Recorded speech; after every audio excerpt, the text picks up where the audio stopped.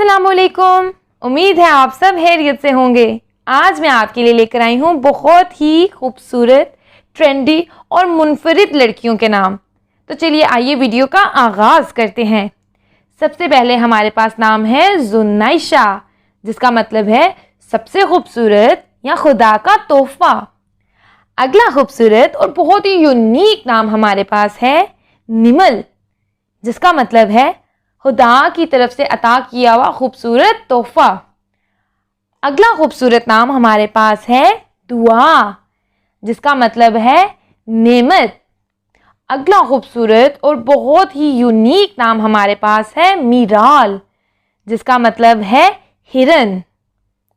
अगला खूबसूरत और यूनिक नाम हमारे पास है अनामता, जिसका मतलब है बरकत।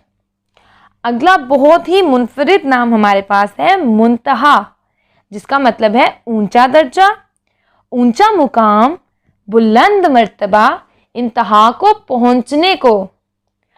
अगला खूबसूरत और बहुत ही मुनफरिद नाम हमारे पास है इलियाना, जिसका मतलब है अजीम, आला दर्जा शहजादी।